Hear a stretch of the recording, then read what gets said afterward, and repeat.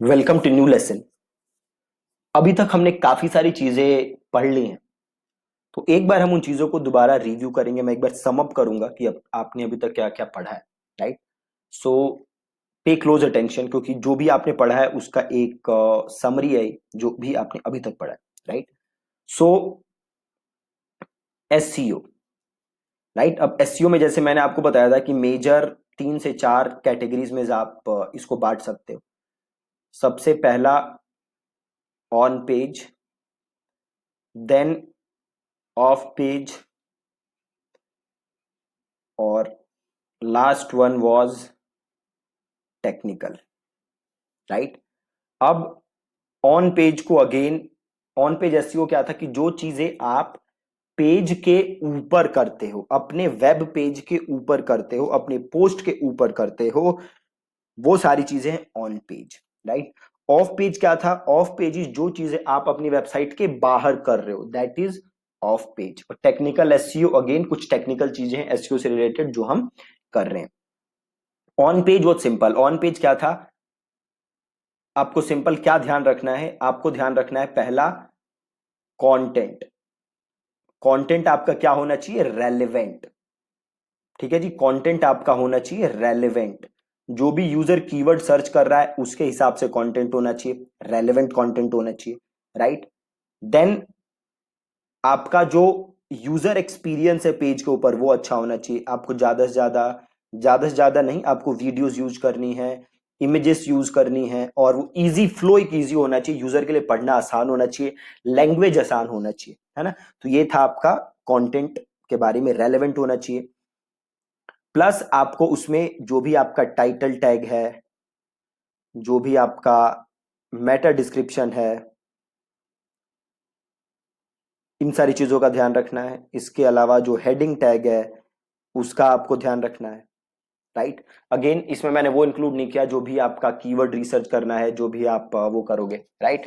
सो Meta description, heading tag, इन सारी चीजों का आपको ध्यान रखना है। इसके अलावा आपको इंटरनल लिंकिंग करनी है।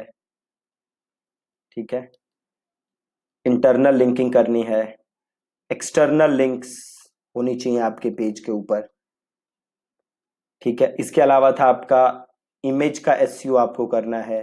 आपको ऑल टेक्स्ट यूज करना है, इमेज को कंप्रेस करके यूज करना है। राइट। सो मोटा मोटा आपका यही था ऑन पेज एसईओ। ठीक है। उसके बाद आपका था ऑफ पेज एसईओ। ठीक है। ऑफ पेज एसईओ जो था आपका वो प्राइमरीली उसके अंदर आता है आपका बैकलिंक्स। ठीक है। तो अगेन बैकलिंक्स के मैंने आपको बड़े सारे तरीके बताए जो कि आप यूज कर सकते हो बैकलिंक्स पाने के लिए। ठीक है। आप हमने बात की थी, बड़े सारे तरीके थे जो कि आप यूज कर सकते हो, जिसके जरिए आप अपनी वेबसाइट पे बैकलिंक्स ला सकते हो। आपका था ब्रोकन लिंक टेक्निक थी कि आप ब्रोकन लिंक्स चेक कर सकते हो और वहां से आप अपने लिए बैकलिंक ला सकते हो। इसके अलावा हमने बात की थी स्काई स्क्रैपर टेक्निक की। ठीक है, स्काई स्क्रैपर टेक्निक की। इसके अलावा हमने बात की थी ब्रांड मेंशंस की। देन हमने लोकल एसईओ के लिए बात की थी साइटेशन की। राइट। तो और इसके अलावा और भी बड़ी सारे तरीके मैंने आपको बताए थे जो कि आप यूज कर सकते हो, जिसके जरिए आप अपने साइट पे बैकलिंक ला सकते हो। ठीक है।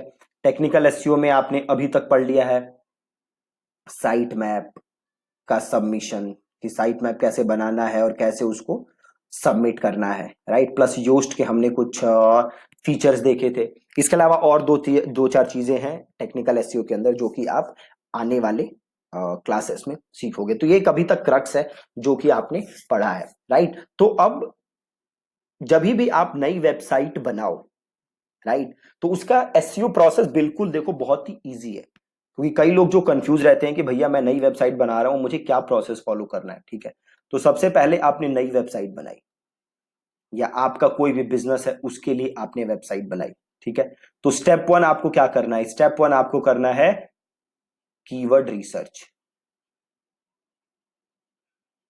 ये होगा step one.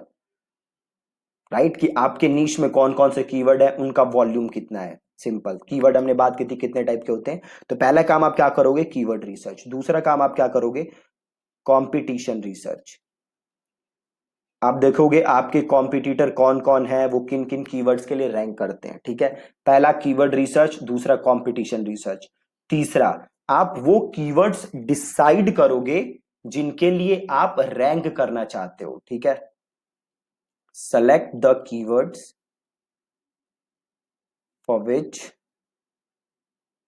You want to rank, ठीक है। आप वो कीवर्ड्स देखोगे जिनके लिए आप रैंक करना चाहते हो। चौथी चीज आप क्या देखोगे कि उन कीवर्ड पे कौन सा कॉम्पिटिटर ऑलरेडी रैंक कर रहा है। क्या देखोगे, उन कीवर्ड्स पे कौन सा कॉम्पिटिटर ऑलरेडी रैंक कर रहा है। पांचवी चीज क्या देखोगे कि उसके बैकलिंक्स कितने हैं, उस कॉम्पिटिटर के बैकलिंक्स कितने हैं, ठीक है। अब बात आती है छठी चीज की। छठी चीज क्या करोगे, आप कंटेंट क्रिएट करोगे। कैसा कंटेंट, अपने कॉम्पिटिटर से अच्छा कंटेंट, ठीक है। सातवीं चीज, जैसे हमने बात की थी कि हम क्या करेंगे, कॉम्पिटिटर रिसर्च। जब आप कंपटीशन रिसर्च करोगे तो आप वो कॉम्पिटिटर ढूंढोगे जो कि रैंक कर रहे हैं। प्लस हमने यह बात की थी, आप वो बैकलिंक्स देखोगे जो कि आपके कॉम्पिटिटर के पास आ रही है, राइट। तो सबसे पहले आप अपने कॉम्पिटिटर से अच्छा क्रिएट करोगे कंटेंट, उसके बाद जो जो आपके पास कॉम्पिटिटर के पास बैकलिंक है, राइट, आप उनसे अच्छे, उनसे बेटर बैकलिंक्स बनाने की कोशिश करोगे, राइट। जो कि आपके कंप्यूटर के पास बैकलिंक है। पहले तो क्या काम करोगे, सिंपल जैसे हमने बात की थी ना स्काई स्क्रैपर टेक्निक में, जो भी उसके बैकलिंक है वो लिंक्स चुराने की कोशिश करोगे।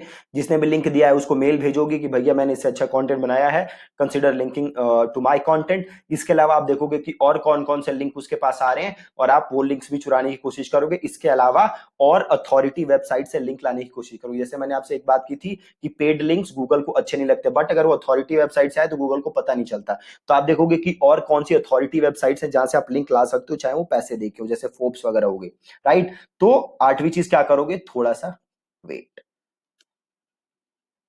अगर आप ये प्रोसेस फॉलो कर लोगे, बहुत ही सिंपल प्रोसेस है, तो आप आराम से किसी भी कीवर्ड के लिए रैंक कर सकते हो। बस एक चीज ध्यान रखनी है, जो भी आप कंटेंट क्रिएट करोगे वो आपके कॉम्पिटिटर से अच्छा होना चाहिए। अगर आपका कंटेंट आपके कॉम्पिटिटर से अच्छा नहीं है तो अगेन कोई फायदा नहीं है, रैंक करना बहुत ही ज्यादा मुश्किल है। तो पहले अच्छे कंटेंट पे फोकस करो, उसके बाद बैकलिंक्स आराम से आप बिल्ड कर सकते हो, ठीक है जी। That's it from this lesson. कल मिलेंगे एक नई चीज के साथ। Thank you so much.